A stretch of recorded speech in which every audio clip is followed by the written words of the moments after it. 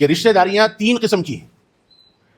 ایک رشتہ داری نسب کی بنیاد پر ہوتی ہے، جس کو ہم اپنے عرف میں سگے بھائی بھائی کہتے ہیں، بھائی بھائی ہے، بہن ہے.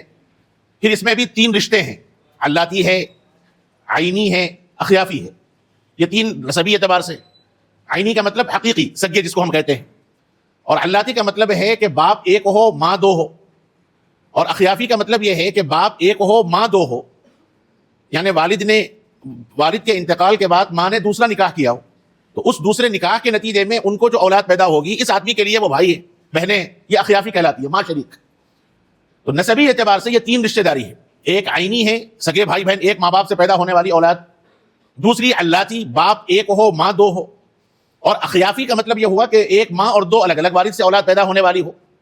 تو یہ نسبی رشتہ ہے. دوسرا رشتہ صہر کا ہے، جس کو قرآن مجید نے بیان فرمایا، سسرالی رشتہ داری.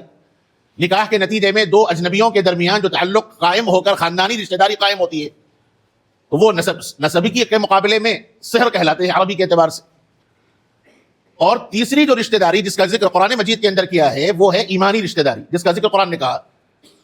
اس لیے حضرات علماء کرام نے بیان فرمایا کہ نسبی اعتبار سے رشتہ داری کے اندر تو وراثت جاری ہوتی ہے، بقیہ رشتہ داریوں میں وراثت جاری نہیں ہوتی. اور بعض علماء کرام نے ایک حدیث کے حوالے سے یہ بات بیان فرمائی کہ نسبی رشتہ داری کے مقابلے میں ایمانی رشتہ داری زیادہ بڑی ہوئی ہے. یہ بڑی عجیب بات حضرات علماء کرام نے ایک حدیث کے ضمن میں لکھی ہے.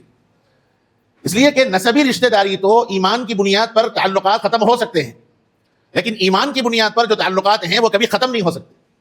جیسے مثال کے طور پر ایک باپ ہے، نعوذ باللہ وہ کافر ہو گیا، تو وراثت کا جہاں تک مسئلہ ہے تو اب اس کافر باپ کی وراثت بیٹے کو نہیں مل سکتی. یا نعوذ باللہ باپ مسلمان ہے، بیٹا کافر ہو گیا العیاذ باللہ، تو باپ کی وراثت اس کافر بیٹے کو نہیں مل سکتی.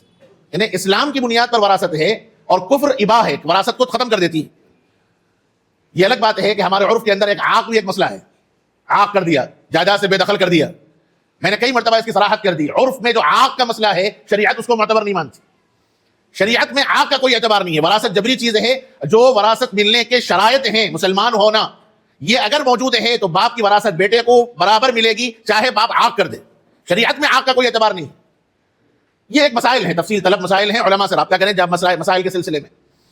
لیکن علماء کرام نے فرمایا کہ اگر ایمانی رشتہ ہے تو یہ جیسے وراثت کا مسئلہ، نسبی رشتہ جیسے میں نے ذکر کیا کہ نسبی اعتبار سے رشتہ داری میں ایمان کی بنیاد پر تفریق ہو سکتی ہے، لیکن ایمان کی وجہ سے دو لوگوں کے درمیان اختلاف ہو کر دونوں الگ الگ ہو جائیں، اسلام اس سے روکتا ہے. تو اس اعتبار سے منقطع یعنی انقطاع، ختم ہونا، ایمانی اعتبار سے دو لوگوں کے درمیان اختتام کبھی نہیں ہو سکتا. اس لیے علماء کرام نے فرمایا کہ نسبی اعتبار کے مقابلے میں ایمانی رشتہ داری زیادہ بڑی ہوئی ہے. اس لیے حدیث پاک کے اندر جناب رسول اللہ صلی اللہ علیہ وآلہ وسلم نے ایک نہیں دسیوں روایات کے اندر حقوق العباد سے متعلق، خصوصیت کے ساتھ آپس میں تعلقات نبھانے کے متعلق کئی باتیں بیان فرمائی. متفق علیہ روایت ہے، بخاری اور مسلم کی حدیثوں کے اندر موجود ہے. جناب رسول اللہ صلی اللہ علیہ وآلہ وسلم نے فرمایا واللہ فی عون العبد ما کان العبد فی عون اخیہ، او کما قال علیہ الصلوۃ والسلام. فرمایا کہ اللہ تعالیٰ بندے کی مدد اس وقت تک فرمائیں گے، یا اللہ کی مدد بندے کے لیے اس وقت تک رہے گی جب تک بندہ اپنے بھائی کی مدد میں لگا رہے گا.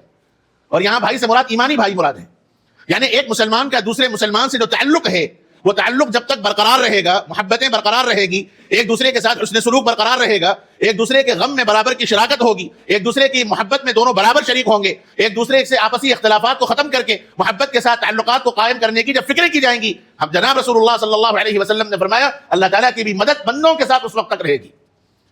اور جب اختلافات پیدا ہو جائیں، جب انتشارات پیدا ہو جائیں، ایک دوسرے کو کاٹنے کی فکریں پیدا ہو جائیں، ایک دوسرے سے تعلقات ختم کرنے کے معاملات جب آ جائیں، تو پھر حق تعالیٰ جل شانہ کی نصرت اور مدد بھی ختم ہو جائے گی.